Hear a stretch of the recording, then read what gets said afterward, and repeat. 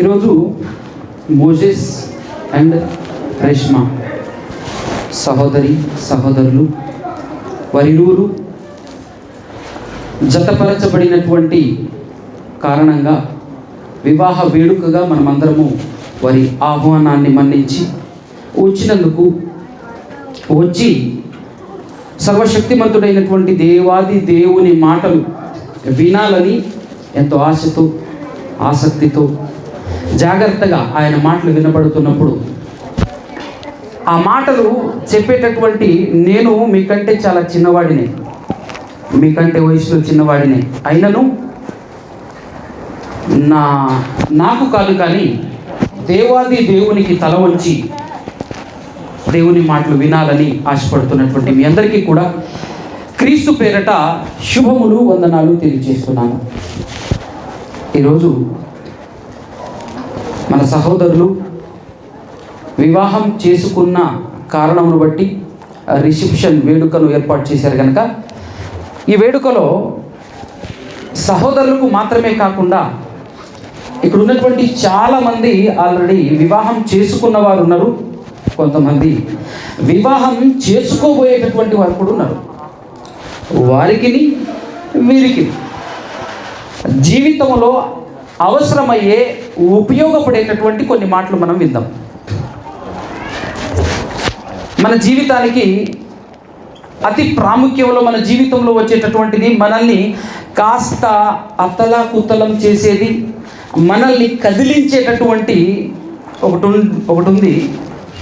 దయచేసి 4762 కారు ఎవరిదో మరి మన మధ్యలో ఉన్న వారైతే దాదాపు అర్ధగంట నుండి కొంచెం ఇబ్బందిగా ఉందట, కారు ఆటంకంగా ఉందట, సత్యంగా ఎక్కడన్నా కట్టుబాటు చేసుకోవద్దని 4762 నెంబర్ కారు ఎవరిదో దయచేసి వారు గమనించి వెళ్ళాలని మనం చేస్తున్నాం. Right, very good. ఈరోజు మనం వినబోయేటటువంటి పాఠం ఏంటంటే మానవ జీవితంలో అతి ప్రాముఖ్యమైనది, విలువైనది, ఉత్తమమైనది అని కూడా చెప్పొచ్చు. అదే మన జీవితంలో మనల్ని కదిలించేటటువంటి సమస్య, శోధన, శ్రమ, ఇబ్బంది, ఇలాంటివి ఏవైతే ఉన్నాయో వీటిని బట్టి ఖచ్చితంగా మనం అందరం కదులుతాం కదా. మన జీవితంలో ఏదైనా ఇబ్బంది వచ్చినా, శ్రమ వచ్చినా, శోధన వచ్చినా ఖచ్చితంగా మనం కదలక తప్పదు, ఖచ్చితంగా స్తంభించక తప్పదు. కాబట్టి ప్రియులారా, చాలా ఇబ్బందికరమైనటువంటి వాతావరణంలో ఇబ్బందుల గురించి మాట్లాడుతున్నాం. కాబట్టి ఈ విషయం ఖచ్చితంగా మీరందరూ గుర్తుపెట్టుకుంటారు, గుర్తుంటుంది అని అనుకుంటున్నాను. అదేంటంటే దేవుడు ఈ సర్వ సృష్టిని సృష్టించాడు, మనుషులందరినీ సృష్టించాడు. కానీ మనం గుర్తుపెట్టుకోవాల్సినటువంటి ఒక పాయింట్ ఏంటంటే మనం ఎవరు అడగలేదు దేవుణ్ణి, నన్ను పుట్టించు తండ్రి అని మనం ఎవరన్నా అడిగామా? అడగలేదు. ఈ లోకం ఇలా ఉండాలి అని మనం ఏమన్నా కోరుకున్నామా? కోరుకోలేదు. మనం ఉపయోగించేటటువంటి ఈ పంచభూతాలను మనం వాడుకుంటున్నాం. ఈ పంచభూతాలలో వేటిని కూడా మనం ఇది ఇలా ఉండాలి, ఇది ఈ విధంగా ఉండాలి అని మనం ఎవరమో దేవుడిని అడగలేదు. అంతా ఆయన ఇష్టం, అంతా ఆయన చిత్తం. ఆయన ఇష్టానుసారంగా నిర్మించాడు ప్రకృతిని, ఈ సృష్టిని. ఆ సృష్టిలో ఆయన చేతి పనిగా ఉన్నటువంటి మనలందరినీ కూడా ఆయన నిర్మించాడు, కన్నాడు, సృష్టించాడు అని చెప్పొచ్చు. అయితే మన జీవితంలో వచ్చేటటువంటి ఇబ్బందులు ఖచ్చితంగా వస్తాయి కదా. రాని వారి ప్రపంచంలో లేరు, ఉండరు. ఖచ్చితంగా ప్రతి మనిషి యొక్క జీవితంలో ఈ ఇబ్బందులు, బాధలు, శోధనలు ఖచ్చితంగా వస్తాయి. అలాంటప్పుడు ఇవి ఎందుకు వస్తాయి అనేటటువంటి విషయాలు చాలామంది ఆలోచించరు. ఈరోజు జతపరచబడి ఇరువురు కలిసి మోజెస్ గారును రష్మ గారు వాళ్ళిద్దరూ ఇన్ ఫ్యూచర్లో కలిసి సంసారం చేసి ఈ జీవితంలో వారి జీవితాన్ని లీడ్ చేయబోతున్నారు కనుక ఆ జీవితంలో శ్రమలు వస్తాయి, కష్టాలు వస్తాయి, శోధనలు వస్తాయి. ఆ శోధనలు ఎందుకు వస్తాయి అన్న సంగతిని ఈరోజే తెలుసుకున్నారనుకో ఎట్లుంటుందంటే క్వశ్చన్ పేపర్ లీక్ అయినట్టు ఉంటుంది. అవునా కదండి? ముందే తెలిసిందనుకో మనం ఫేస్ చేసేటటువంటి ప్రాబ్లం ముందే మనకు తెలిస్తే మనం రెడీగా ఉంటాం. ఒకవేళ అది జరిగినా పెద్ద ఇబ్బంది పడం. అందుకోసమే దేవుడు మనల్ని ప్రేమించి ఆయన పరిశుద్ధ గ్రంథమైన బైబిల్లో వీటన్నిటి గురించి వ్రాయించారు. ఎంతో అద్భుతంగా చక్కగా వ్రాయించారు. అయితే ఈ ఇబ్బంది 2 రకాలు ఉంటుందండి. ఒకటి, తప్పు చేస్తే ఇబ్బంది వస్తుంది, కష్టాలు వస్తాయి, శ్రమలు వస్తాయి. అంటే తప్పుటడుగు వేసి ఇబ్బంది పాలవటం, ఇబ్బంది పడటం. అంటే దీని గురించి మనం ఏం చేయాల్సిన అవసరం లేదు. జ్ఞానం కలిగి తప్పుటడుగు వేయకుండా ఉంటే చాలు. కానీ ఈ విషయం మనిషికి తెలియదు. ఏ మనిషికి తెలియదు అని అంటే పీజీ పిహెచ్డీలు చేస్తున్నటువంటి వ్యక్తులకు కూడా తెలియదు. ఇది లోకంలో మనందరినీ, రాష్ట్రాన్ని, దేశాన్ని పరిపాలిస్తున్నటువంటి సీఎం పిఎంలకు సైతం తెలియదు. వాళ్ళే తప్పు చేస్తారు. తప్పు చేయటంతో వస్తాయి శ్రమలు, కష్టాలు. ఆ కష్టాలను తీర్చుకోవటం కోసం అని చెప్పేసి ఎటువైపుకు చూస్తారో తెలుసా? పలానా సమస్యలు ఉన్నవారు ఇదిగో పలానా చోట మమ్మల్ని కన్సల్ట్ అవ్వండి అని చెప్పేసి కొన్ని సెంటర్లు ఓపెన్ చేసి ఉంటారు. అలాంటివి చూస్తుంటారు. చూసి వాటి వైపుకు వారి దగ్గరికి వెళ్ళే ప్రయత్నం చేస్తారు. సీఎం కానీ పిఎం కానీ వారు సైతం ఏం చేస్తారో తెలుసా? అలాంటి వారు ఎవరైనా ఉంటే వాళ్ళ దగ్గరికి వెళ్ళేసి దండం పెడతారు. ఏం చేస్తారో తెలుసా? వాళ్ళ ముందు సాగిల పడతారు, కాళ్ళు పట్టుకుంటారు. వాళ్ళు ఏం చేయగలరు? సృష్టిని సృష్టించిన వారు వాళ్ళేమైనా దేవుళ్ళా, లేకపోతే సృష్టికర్తలా? మనల్ని నిర్మించిన వారేమైనా వారి దగ్గరికి వెళ్ళేసి మనం సాగిల పడితే మనకున్న సమస్యలు తీరటానికి. విచిత్రమైన సంగతి ఏంటంటే, ఏదో కన్సల్టెన్సీ నెంబర్ కనబడుతుంది, ఫోన్ చేసి అడుగుతాం, సార్ మాకు పలానా సమస్య ఉంది, మేము మీ దగ్గరికి రావాలనుకుంటున్నాము అని చెప్పేసి అడిగినప్పుడు ఆయన ఏమంటాడు తెలుసా? బ్రదర్ రండి, కానీ ఈరోజు రాకండి, రేపు కానీ ఎల్లుండి కానీ వస్తే బెటర్ అని అంటాడు. ఎందుకు సార్ అని అన్నాం అనుకో, మాకు కొంచెం సమస్య ఉంది అంటాడు. ఫోన్ చేసిన వ్యక్తికి అర్థం కాదు. ఏమని? ఈయనే సమస్యలో ఉన్నాడట, నా సమస్య ఏం తీరుస్తాడు అని ఆలోచన రాదు. సరే సార్ రేపు వస్తా సార్ అంటాడు. అర్థమవుతుందా? అంటే ఎవరైతే సమస్య తీరుస్తాను అంటున్నాడో అతనికి కూడా భయంకరమైన శ్రమలు ఉంటాయి, భయంకరమైనటువంటి సమస్యలు ఉంటాయి. ప్రతి మనిషికి సమస్య ఉంటుంది. అయితే తప్పుటడుగు వేయటం వల్ల వచ్చేటటువంటి శ్రమలు, మనం తప్పు చేయటం మానేస్తే అవి ఆగిపోతాయి. దాని గురించి కంగారు పడాల్సిన అవసరం లేదు. తప్పు చేసేసి ఆ శ్రమలు, ఆ సమస్యలు ఎందుకు వచ్చాయో అర్థం కాక ఎవరెవరినో సంప్రదించడం అజ్ఞానం, ఎక్కడికెక్కడికో వెళ్ళటం అజ్ఞానం. రెండో రకం సమస్య ఏంటంటే తప్పు చేయకుండానే వస్తాయి.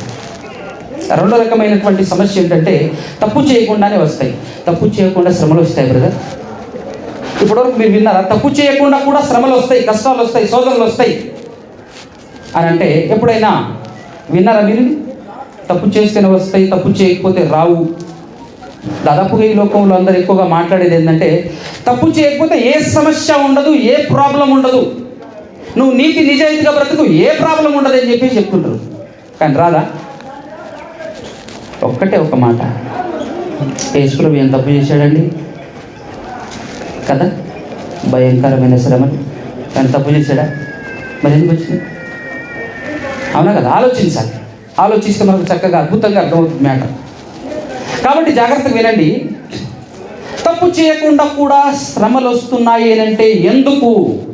ఇది అర్థం కాక కొంతమంది దేవుడే లేడు అంటాడు. ఎందుకు? దేవుడే ఉంటే ఈ శ్రమలు, ఈ సమస్యలు ఉంటాయా బ్రదర్ అంటాడు.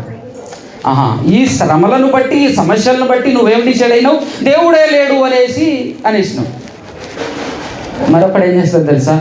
ఏం శ్రమలు బ్రదర్, పెళ్లి చేసుకున్న తర్వాతనే స్టార్ట్ అయింది ఈ శ్రమలన్నీ, చేసుకోకుండా ఉంటే బాగుండేది అనుకుంటాడు. శ్రమలు. మరికొంతమంది ఏం చేస్తారంటే, ఇదిగో మా ఆవిడ వల్ల ఈ శ్రమలంతా, ఈవిని వదిలిపెట్టేస్తే పని అయిపోద్ది, విడాకులు ఇచ్చేస్తే పీడ ఇరుగడైపోద్ది అని చెప్పేసి ఆ డిసిషన్లోకి వెళ్ళిపోతుంటాడు, స్త్రీ అయినా పురుషుడైనా.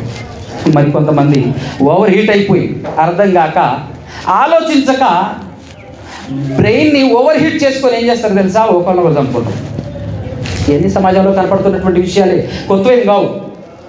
ఈ విధమైనటువంటి తీరు మనకు ఈ ప్రపంచంలో కనపడుతుంది సమస్యల వల్ల, శ్రమల వల్ల. ఎంత చదువుకున్నా జ్ఞానం లేనివాడు ప్రవర్తించినట్టు ప్రవర్తిస్తాడు. కాస్త తన జీవితంలో ఇబ్బంది రాగానే ఏమీ తెలియని వ్యక్తి ఏదో వేషం వేసుకొని వస్తుంటాడు, మీ ఇంట్లో ఉన్న సమస్యలన్నీ తీరుస్తానని చెప్పేసి.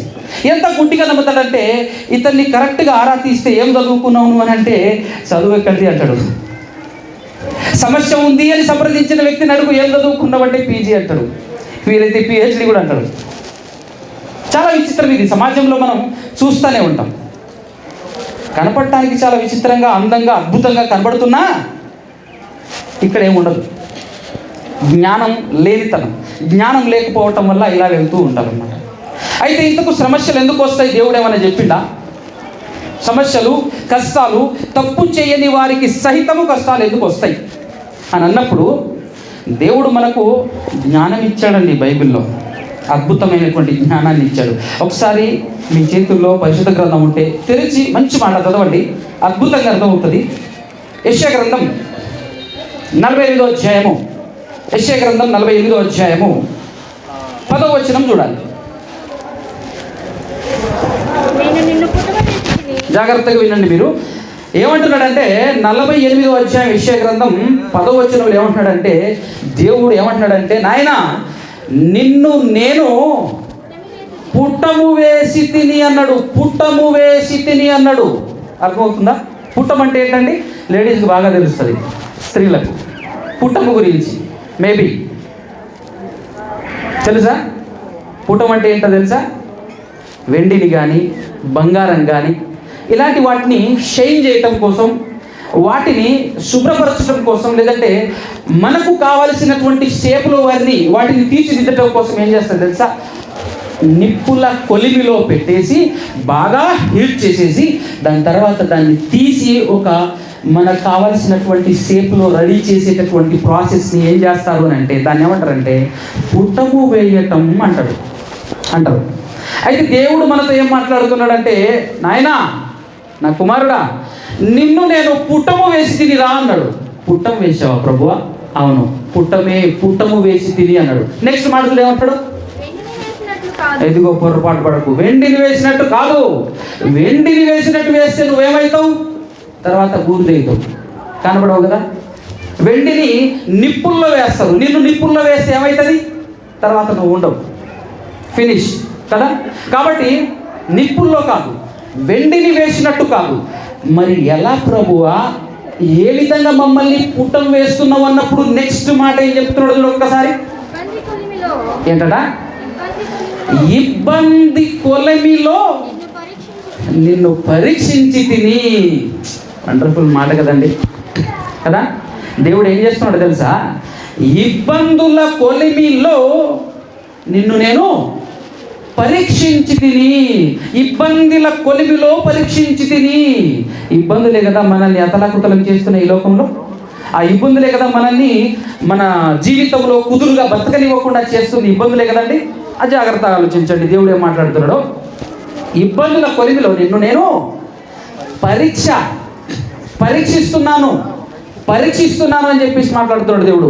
జాగ్రత్తగా ప్రతి సహోదరుడు ఇది మైండ్లో పెట్టుకోవాలి జాగ్రత్తగా. ఎవరి కోసం పరీక్షిస్తున్నావు ప్రభువా? ఎవరి కోసం పరీక్షిస్తున్నావు? నేను ఏమైనా అడిగినా పరీక్షించమని? నేను ఏ కాలేజీలో జాయిన్ కూడా కాలేదే పరీక్షించడానికి. నన్ను ఎందుకు పరీక్షిస్తున్నావు ప్రభువా అని చెప్పేసి నువ్వు అడిగిన వరకు నెక్స్ట్ మాట ఏమంటాడు చూడు దేవుడు. ఇదిగో నా నిమిత్తము. ఆ మాట కరెక్ట్గా చదవాలి, 2 సార్లు చెప్తాడు దేవుడు. నా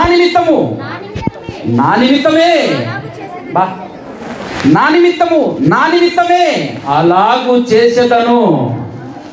ఎందుకు ప్రభు అన్నావు అనుకో, అడిగే అవకాశం నీకు లేదు.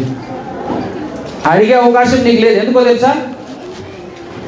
నీ అంతటా నువ్వు పుడితే నేను వచ్చి నిన్ను పుట్టం వేస్తే నన్ను అడగాలి. అవునా? నేను పుట్టించింది ఎవరు? నేనే కదా. ఈ విషయం మీకు బాగా అర్థం కావాలంటే ఒక మాట చెప్తాను, మీకు చక్కగా అర్థం కావాలంటే ఒక మాట చెప్తాను.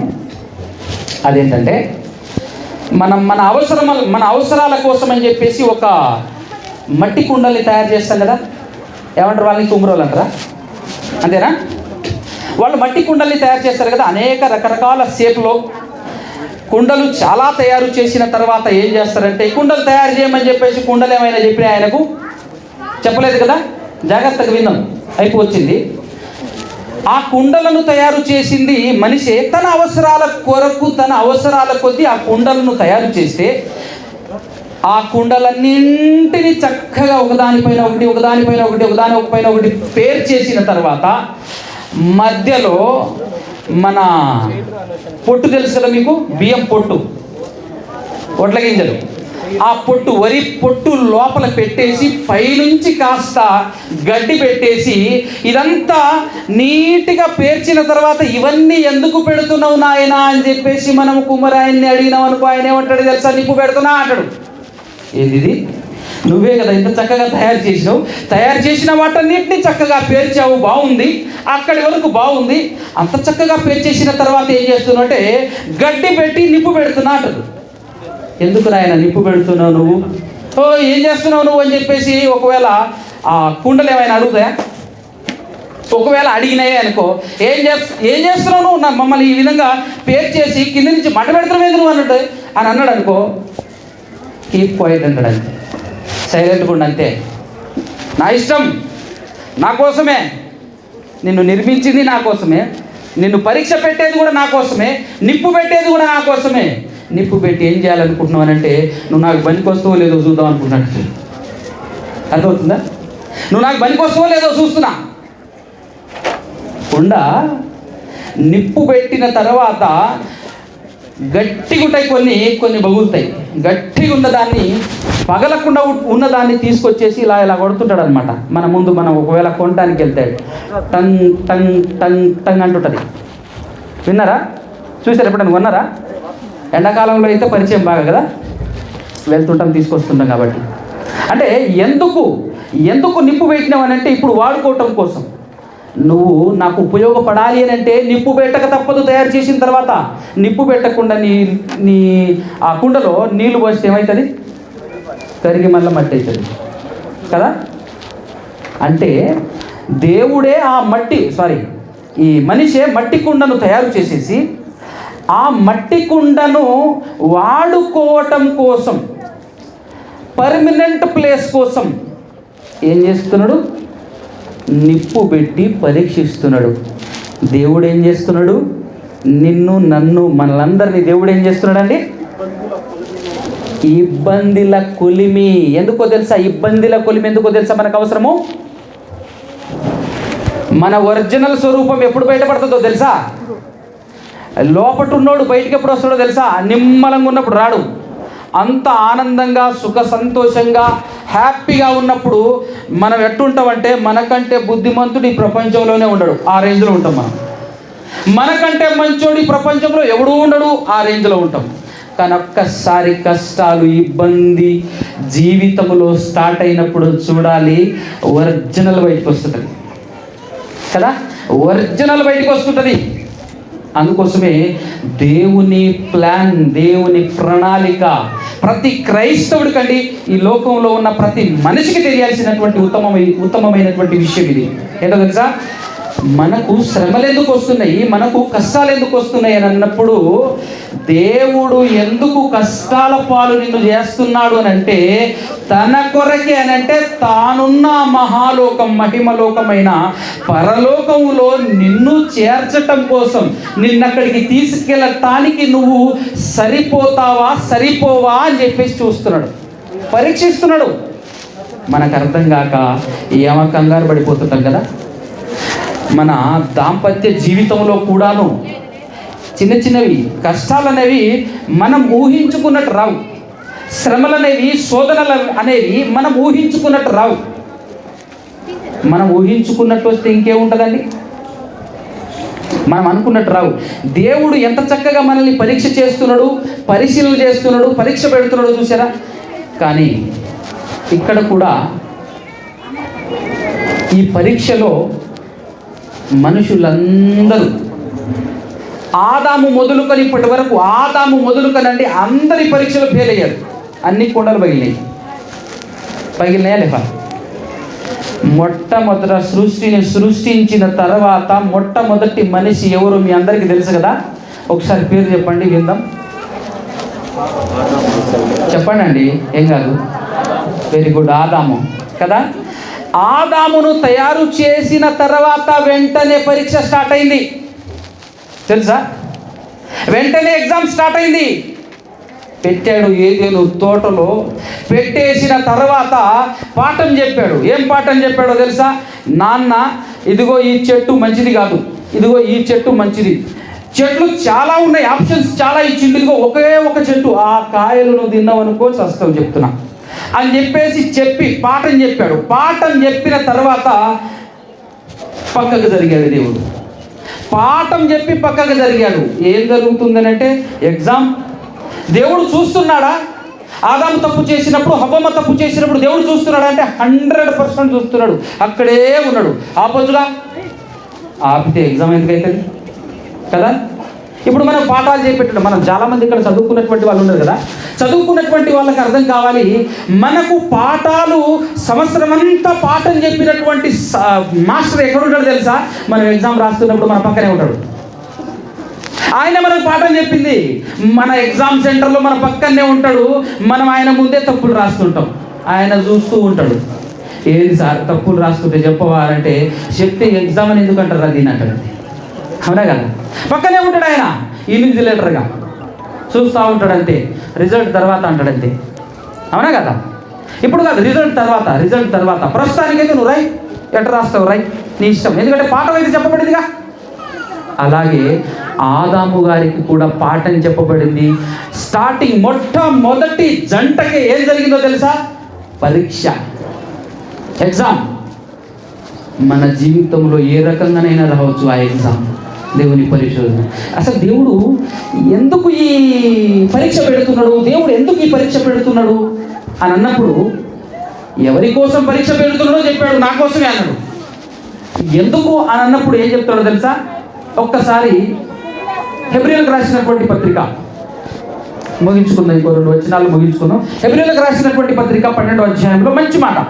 12వ అధ్యాయంలో 5 నుంచి చూద్దాం ప్రియులారా. 5 నుంచి చదివి సహాయం చేయాలి. నా కుమారుడా ప్రభువు చేయు శిక్షను తృణీకరించొద్దు, నువ్వు విసర్జించొద్దు. నువ్వు ఆయన నిన్ను గద్దించినప్పుడు విసుకొద్దు. ప్రభువు తాను ప్రేమించు వారిని జాగ్రత్తగా వినండి, తాను ప్రేమించిన వారికి శిక్షించి తాను స్వీకరించే ప్రతి కుమారుణ్ణి, దేవుడు తానున్న పరలోకంలో ఎంతమందిని అయితే స్వీకరించాలి అని అనుకుంటున్నాడో, తాను స్వీకరించు ప్రతి కుమారుణ్ణి దండిస్తాడట. బా, ఎంత చక్కటి మాట అండి. తాను స్వీకరించే ప్రతి కుమారుడిని దండిస్తాడట అన్నప్పుడు నీకు శోధన స్టార్ట్ అయింది. తప్పేమీ చేయలేదు, శోధన స్టార్ట్ అయింది అని అంటే మనం ఏమనుకోవాలి తెలుసా? దేవుడు నన్ను ప్రేమిస్తున్నాడు. ఏమన్నారే? దేవుడు నన్ను ప్రేమిస్తున్నాడు. ప్రభు పక్కింటి ఆవిడకి రావట్లేదు, నా ఎదురింటి వాళ్ళకి రావట్లేదు, నా స్నేహితులకు కష్టాలు రావట్లేదు, ఎవరికి కష్టాలు రావట్లేదు, నాకేంది ప్రభు ఈ కష్టాలు అన్నప్పుడు అలా ఆలోచించవద్దు. నేను ఎంత అదృష్టవంతురాలిని, నేను ఎంత అదృష్టవంతుడిని, వీళ్ళెవ్వరిని ప్రేమించట్లేవా ప్రభు, నన్నే ప్రేమిస్తున్నావా, ఇంతమందిలో నన్ను కోరుకున్నావంటే ఎంత ధన్యుడిని ప్రభు అని నేను అనుకోవాలి. అదవుతుందా? భార్య భర్తలుగా ఉన్న మీరందరూ గమనించాలి. ఇది ఉండబోతున్నటువంటి మన సహోదరులు వీరు కూడా గమనించాలి. దేవుని ప్రణాళిక మనకు అర్థమైతే లైఫ్లో ఎన్ని సమస్యలు వచ్చినా, ఎన్ని కష్టాలు వచ్చినా, ఎన్ని శోధనలు వచ్చినా, ఎన్ని ఇబ్బందులు వచ్చినా పిల్లరా చాలా ఆనందంగా మన జీవితాన్ని మనం కొనసాగించవచ్చు. చాలా ఆనందంగా మన జీవితాన్ని ముందుకు తీసుకెళ్ళవచ్చు. తెలుసా? ఇది తెలియకనే ఈరోజు మనం సతమతం అయిపోతున్నాం. ఇది తెలియక కంగారు పడుతున్నాం. కాబట్టి ఈరోజు జతపరచబడినటువంటి సహోదరులు ఎవరైతే ఉన్నారో వారును మీరును మనమందరము తెలుసుకోవాల్సినటువంటి విషయం, కష్టాలు స్టార్ట్ అయినాయి మన ఆత్మీయ జీవితంలో. మన జీవితంలో కష్టాలు, ఇబ్బందులు, శోధనలు స్టార్ట్ అయినాయి అంటే దేవుడు మనల్ని ప్రేమిస్తున్నాడు. ఈ శోధనలో పడుతున్నప్పుడు, కష్టాల్లో, బాధల్లో ఉన్నప్పుడు ఇలాంటి ఆలోచనలు మనకి రావు. ఒకటే, తొందరగా ఈ బాధ వెళ్ళిపోవాలి, తొందరగా కష్టం వెళ్ళిపోవాలి, తొందరగా కష్టం వెళ్ళిపోవాలనే ఆలోచన ఉంటుంది తప్ప దేవుడు మనల్ని ప్రేమిస్తున్నాడు అన్న సంగతి మాత్రం మనకు అర్థం కాదు. ఇక్కడ మీకు ఒక సీక్రెట్ చెప్తాను, మీకు ధైర్యాన్ని ఇచ్చేటటువంటి సీక్రెట్, అద్భుతమైనటువంటి సీక్రెట్ మీకు చెప్తాను. జాగ్రత్తగా దేవుడు ఏం చెప్తున్నాడంటే, పరీక్షిస్తున్నప్పుడు ఆ పరీక్షలో ఏ రేంజ్లో దేవుడు పరీక్షిస్తాడు, ఏ రేంజ్లో దేవుడు మనల్ని పరీక్ష పెడతాడు అని అన్నప్పుడు, మొదటి కొరింథీయులకు రాసినటువంటి పత్రికలో ఒక మంచి మాట ఉంటుంది చూడండి. మొదటి కొరింథీ పత్రిక 10వ అధ్యాయం 11వ వచనం, మంచి మాట అన్నమాట. మనకు ధైర్యాన్ని ఇచ్చే మాట, మనకు ఆదరణని ఇచ్చేటువంటి మాట. అది పిల్లల జాగ్రత్తగా చదవాలి. సాధారణముగా ఇది ఏం చెప్తున్నాడు తెలుసా? సాధారణముగా మనుషులకు కలుగు శోధన తప్ప, మనుషులకు కలుగు శోధన తప్ప మరి ఏది మీకు సంభవింపలేదు. ఏమంటున్నాడు మీకు అర్థమవుతుందా? సమస్య సమస్య సమస్య, కష్టం కష్టం కష్టం, ఓతిగా ఇబ్బంది పడిపోతున్నాడండి. మామూలుగా సాధారణంగా మనుషులకు వచ్చే కష్టాలు కాకుండా ఏమన్నా బరగొట్టుకు వచ్చే కష్టాలు ఏమైనా వచ్చి ఆయన నీకు అంటాడు దేవుడు. అంతే, నిజమే ప్రభు, మనుషులకు వచ్చే కష్టాలే కదా మనకు వచ్చాయి. అనవసరంగా జ్ఞానం లేక నేనే కంగారు పడిపోతున్నాను. సాధారణంగా మనుషులకు వచ్చే కష్టాలే నీకు వచ్చేది, అంతకంటే ఎక్కువ ఏం లేదు. సెకండ్ పాయింట్, నమ్ము. ఎవరిని? దేవుడి నమ్ము. ఆయన నమ్మదగినవాడు. తర్వాత మాట చూడు ఎంత బాగుంటుందో. దేవుడు నమ్మదగినవాడు. దేవుడు నమ్మదగినవాడు తల్లి, దేవుడు నమ్మదగినవాడన్నా. దేవుడు నమ్మదగినవాడు. నమ్ము. నమ్మితే ఏం జరుగుతుంది? మీరు సహింపగలిగినంత కంటే ఎక్కువగా, భరించేంత కంటే ఎక్కువ శోధన ఆయన మిమ్మును శోధింపబడనియ్యడు. అది తండ్రి ప్రేమ అంటే, అది దేవుని ప్రేమ అంటే. అవునా కదండి? మన పిల్లలు మనతో పాటు కాస్త దూరం నడుచుకుంటూ వెళ్తున్నప్పుడు మన చేతిలో లేదంటే చిన్న చిన్న వస్తువులు వాళ్ళ భుజాన్ని పెడతాం, మనం వాళ్ళ మోసుకుంటూ నడుచుకుంటూ వస్తుంటారు అనమాట. కొద్దిసేపు నడవంగానే మనకు అర్థమైపోతుంటుంది, మనం చూస్తూ ఉంటాం. ఏమంటారు తెలుసా? భుజాన్ని వేసుకొని మనకి ఇవ్వకుండా అంటుంటాడు. అర్థమైపోతుంది మనకు, నాన్న ఈ తీరా అంటాం, ఆయన చేతిలోది మనం తీసుకోవడం. అంటే ఏమైంది? ఏమర్థమవుతుంది మనకు? అతను కష్టాల్లో ఉన్నాడు, ఇంకాస్త ముందుకెళ్తే పడిపోతాడు అన్న సంగతి మనకు అర్థమైపోయింది, ముందే తీసుకుంటాం. ఇంకాస్త ముందుకెళ్తూ అలా జర్నీ చేస్తూ ఉన్నప్పుడు నడవటం కూడా శాతగాట్లే అంటాడు, చూశారు? అప్పుడు ఏం చేస్తాం తెలుసా? అట్లా ఎత్తుకుంటాం, సంకలు ఎత్తుకుంటాం, రానన్న. అదండి దేవుడు, అది దేవుడు. ఎంత గొప్పడు చూసారా? ఇంత చేసినా ఫెయిల్ అవుతున్నామంటే మన బతుకు అనిపిస్తుంది అప్పుడప్పుడు. ఇంత చేసినా అవుట్ అయిపోతాం మనం, పరీక్షలో అవుట్ అన్నట్టు అయిపోతాం. ఇంకేం పోతాం పరలోకం కదా? ఇంత ధైర్యాన్ని ఇచ్చినా కూడా మనం ముందడుగు వేయకపోతే, ఇంత ధైర్యాన్ని దేవుడు, ఇంత సపోర్ట్, ఇంత ఆదరణ దేవుడు మనకిస్తుంటే మనం ఏం చేస్తున్నాం? కాబట్టి దేవుణ్ణి నమ్మాలి. దేవుడు నమ్మదగినవాడు. దేవుడు మనం భరించేంతకంటే ఎక్కువ శోధన మనకివ్వడు. అర్థమవుతుందా? అయితే ఫైనల్గా మంచి మాట చెప్పి ముగించేస్తాను. మొదటి పేతురు పత్రిక చివరి అధ్యాయం 10వ వచనం భలే ఉంటుంది. మొదటి పేతురు పత్రిక చదవాలి. తన నిత్య మహిమకు దేవుడు తన నిత్య మహిమ అంటే ఏంటో తెలుసా? నిత్యము నిరంతరమును ఉండే లోకం, నిత్య జీవం, పరలోకం. తన నిత్య మహిమకు క్రీస్తు నందు మిమ్మును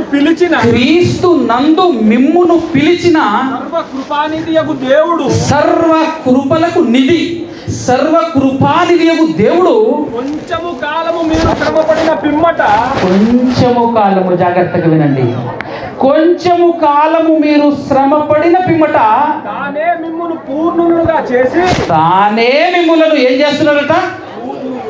పూర్ణులుగా, పరిపూర్ణులుగా చేయటం కోసమే ఈ ఇబ్బందుల కొలిమి.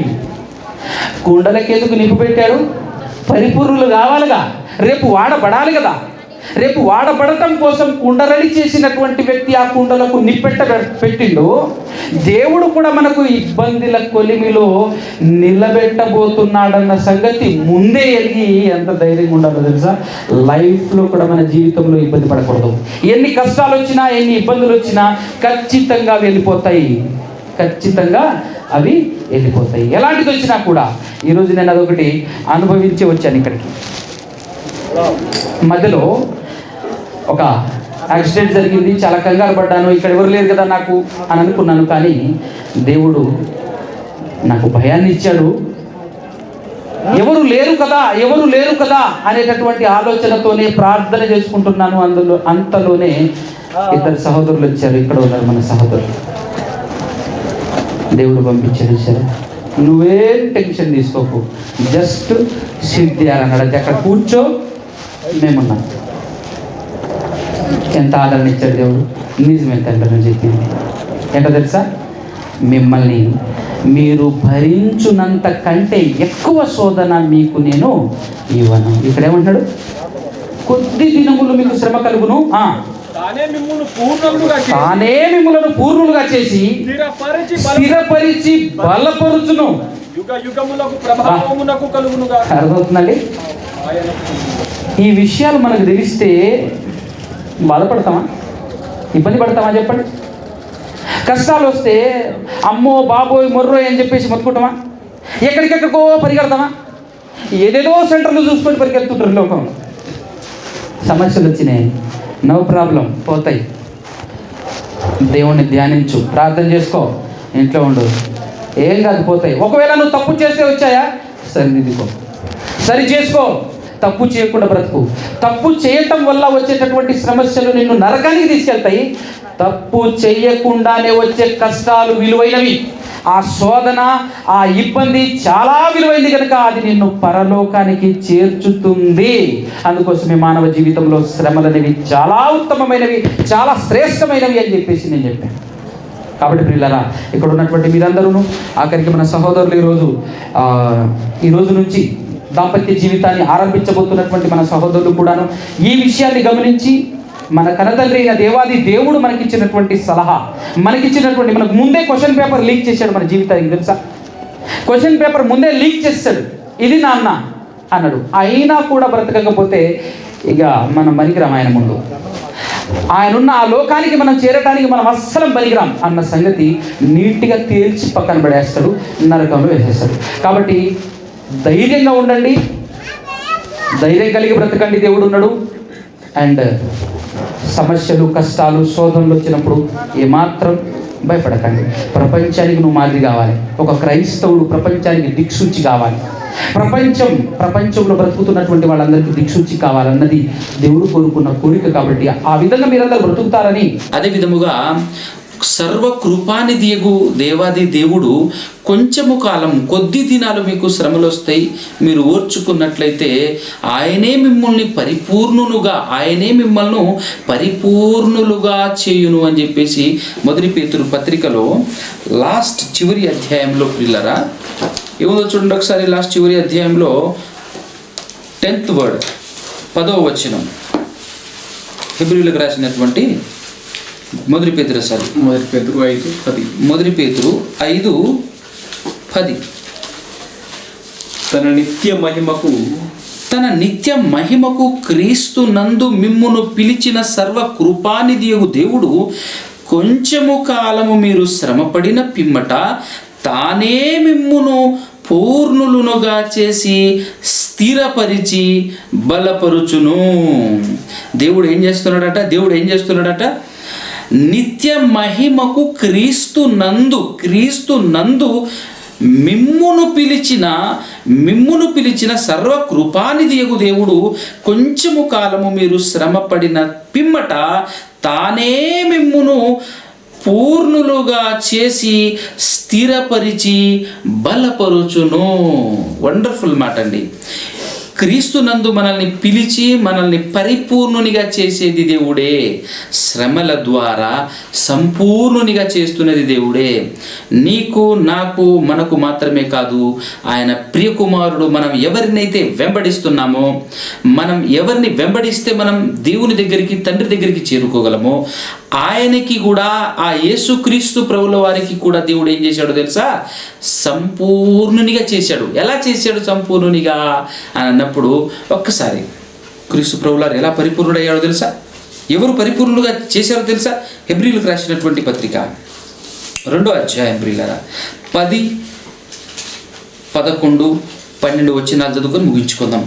10 ఎవని నిమిత్తము సమస్తము ఉన్నవో, ఎవని వలన సమస్తమును కలుగుచున్నవో, ఎవని వలన, ఎవని నిమిత్తము సమస్తమున్నవి?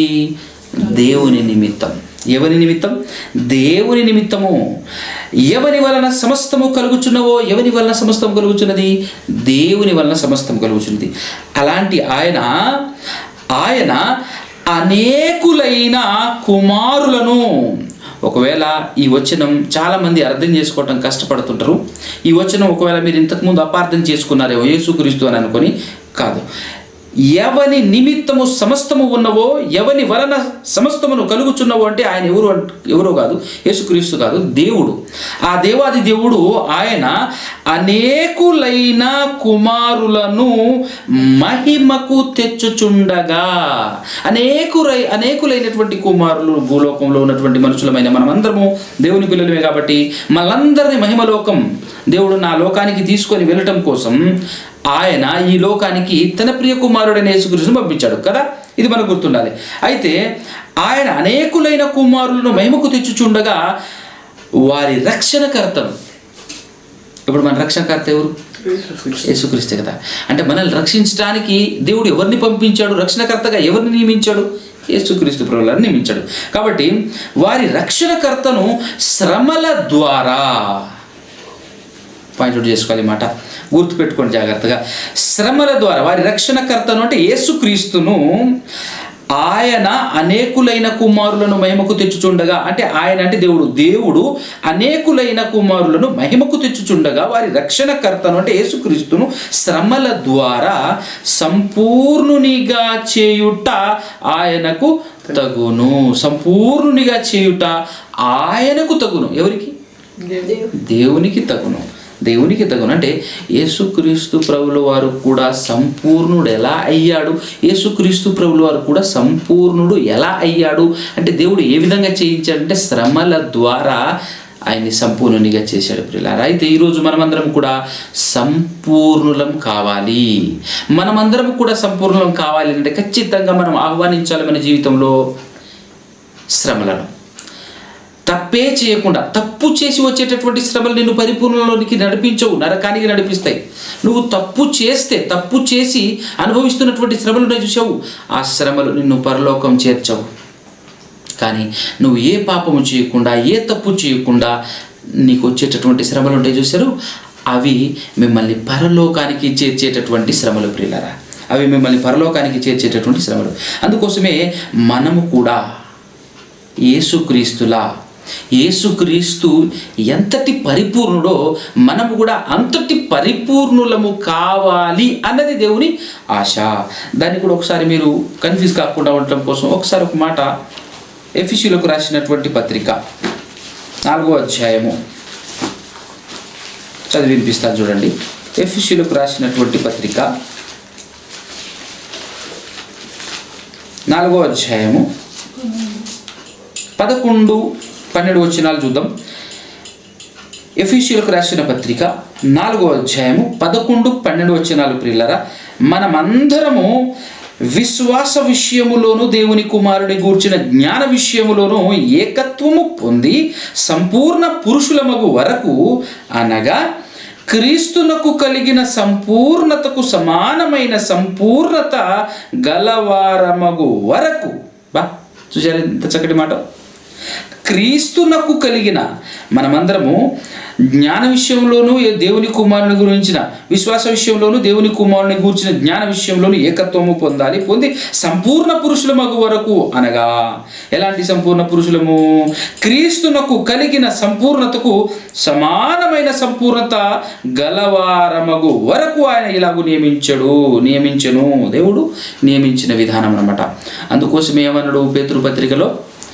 కొంచెము కాలము మీకు శ్రమ కలుగును, సర్వకృపానిధియగు దేవుడు తానే మిమ్మల్ని పూర్ణులుగా చేయును అని చెప్పాడు. కాబట్టి మనం పరిపూర్ణతలోనికి రావాలి, మనం పరిపూర్ణతలోకి వెళ్ళాలి అని అంటే, మనం పరలోకం చేరాలి అని అంటే ఖచ్చితంగా ప్రియులారా చెప్తున్నాను, తప్పు చేయకుండా, పాపం చేయకుండా ఈ లోకంలో శ్రమ అనుభవించాలి. పాపము చేయకుండా ఈ లోకంలో చాలామంది ఈవెన్ క్రైస్తవులు అండ్ సేవకులు అనుకునేటటువంటి వాళ్ళు కూడా తప్పులు, మిస్టేకులు, పాపాలు చేసి శ్రమలు అనుభవిస్తూ బోధ చేసేటప్పుడు సరైన విధానంలో బోధ చేయకపోతే హింస వస్తుంది. అది నువ్వు తప్పు చేస్తే వచ్చినటువంటి హింసే తప్ప అది సరైనటువంటి విధానంలో ఉండి సరైన బోధ చేస్తూ సరైన విధానంలో నడుస్తూ సరైన ప్రవర్తన అంటే వాక్యానుసారమైనటువంటి ప్రవర్తన ప్రవర్తిస్తూ ఉన్నప్పుడు నీకు వస్తే చూశారు శ్రమ, అది విలువైనది, అది నీకు నీ జీవితానికి మేలుకరమైంది. అందుకోసమే ఒక మాట రాయించాడు. ఫైనల్గా చదువుకొని ముగించుకుందాం. పేతురుపత్రిక, మొదటి పేతురుపత్రికలో మంచి మాట, క్రైస్తవ్యాన్ని నిర్వచించేటటువంటి మాట పిల్లలు 2వ అధ్యాయంలో 20వ వచనంలో మంచి మాట ఉంటుంది చూడండి.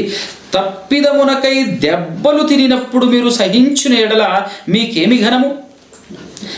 మేలు చేసి బాధపడినప్పుడు మీరు సహించిన ఎడల అది దేవునికి హితమగును. ఎందుకు మీరు పిలువబడితిరి? ఎందుకు పిలువబడితిరి? తప్పు చేసి తనులు తినటానికి కాదు, తప్పు చేయకుండానే హింసింపబడటానికి, తప్పు చేయకుండానే బాధలు అనుభవించటానికి ఇందు నిమిత్తమే మీరు పిలువబడ్డారట. యేసుక్రీస్తు ప్రభువారు తన జీవిత కాలం మొత్తంలో ఎంత హింసపడ్డారు, కానీ ఆయన ఏమైనా పాపం చేశాడా? చేయలేదు. అందుకోసమే ఆయన ఎక్కడికి వెళ్ళారు? దేవుని దగ్గరికి, ఆయన కుడి పార్శ్వాన కూర్చున్నాడు. మనం కూడా అలా బ్రతకాలి అంటే మనం ఏం చేయాలని చెప్తున్నాడు ఇక్కడ 20వ వచనంలో చక్కగా చూడండి. తప్పిదముగా దెబ్బలు తిన్నప్పుడు మీరు సహించిన ఎడల మీకేమి ఘనము అని అంటే, దెబ్బలు తిన్నా కూడా ఘనం ఉండాలా, దెబ్బలు తిన్నా కూడా లాభం ఉండాలా అనే విధంగా ఆలోచించండి. మీరు ఎంత జాగ్రత్త మాట్లాడుతున్నాడు. మేలు చేయాలట, మంచి చేయాలట. మేలు చేసి బాధపడినప్పుడు, మేలు చేసి బాధపడితే అప్పుడు మీరు సహించిన ఎడల అది దేవునికి హితం అని మాట్లాడుతున్నాడు. అందుకోసమే దేవుడు ఇలాంటి కార్యాలు చేస్తున్నప్పుడు నిన్ను హత్తుకుంటాడు, నిన్ను స్వీకరిస్తాడు. దేవునికి హితం కాబట్టి. ఇందుకు మీరు పిలువబడితిరి. This is the original Christianity. యేసుక్రీస్తును వెంబడించటం అంటే ఇది. కేవలం ఏదో యేసుక్రీస్తును నమ్ముకున్నాం, ఈ లోక లాభాలు, కేవలం యేసుక్రీస్తును విశ్వసించాము, యేసుక్రీస్తులా బ్రతకాలి అనేటటువంటి ఆలోచనే లేకుండా యేసుక్రీస్తును విశ్వసించాము, అప్పులు పోతాయా, రోగాలు పోతాయా, బాధలు పోతాయా, కష్టాలు పోతాయా, ఇవి కాదు. యేసుక్రీస్తుని ఎందుకు నమ్మావో తెలుసా? శ్రమల ద్వారా సంపూర్ణత్వమును సంపాదించి దేవుడు ఉన్నటువంటి ఆ మహాలోకానికి చేరటమే క్రైస్తవ్యం అన్న సంగతి ఈరోజు క్రైస్తవులు అనుకునేటటువంటి వారు, పండితులు అనుకునేటటువంటి వారు, బోధకులు అనుకునేటటువంటి వారు కూడా మరిచారు ప్రియులారా. అందుకోసమే గుర్తుపెట్టుకోండి, శ్రమ విలువైనది. తప్పు చేయకుండా మన జీవితంలో వచ్చేటటువంటి శ్రమలు ఎంతో విలువైనవి, ఉత్తమమైనవి. అవి మనల్ని సరైనటువంటి కోణంలో తీర్చిదిద్ది మనల్ని పరలోకం చేర్చేటటువంటి. కాబట్టి మీరందరూ ఈ మాటల ప్రకారంగా కరెక్ట్గా యేసుక్రీస్తును వెంబడించాలని. యేసుక్రీస్తు కూడా ఇక్కడ కంటిన్యూషన్ మీరు చదవగలిగినట్లయితే ఏమంటాడనంటే, క్రీస్తు కూడా మీ కొరకు బాధపడి, క్రీస్తు కూడా మన కొరకు, మీ కొరకు అంటే మన కొరకు బాధపడ్డాడట. తప్పు చేశాడా? లేదుగా.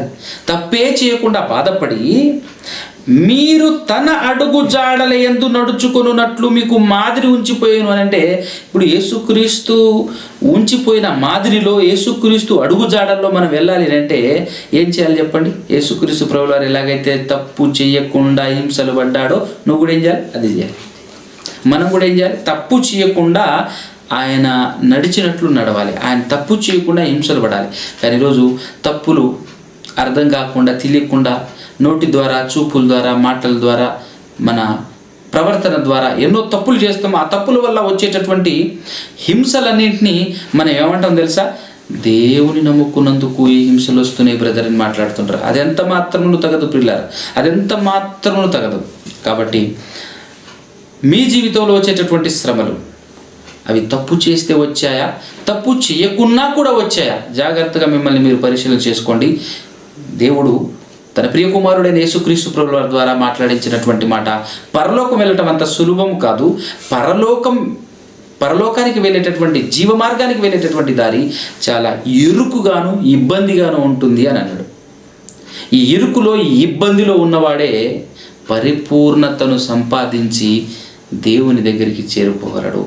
అందుకోసం యేసుక్రీస్తు ప్రభువారు అన్నారు, నాలా ఎవరైతే హింసపడతారో తప్పు చేయకుండా వారు మాత్రమే దేవుని దగ్గరికి చేరగలరు అనేటటువంటి మాటను ఎంత సింపుల్ అండ్ షార్ట్కట్లో చెప్పారు తెలుసా? నేనే మార్గం అన్నాడు.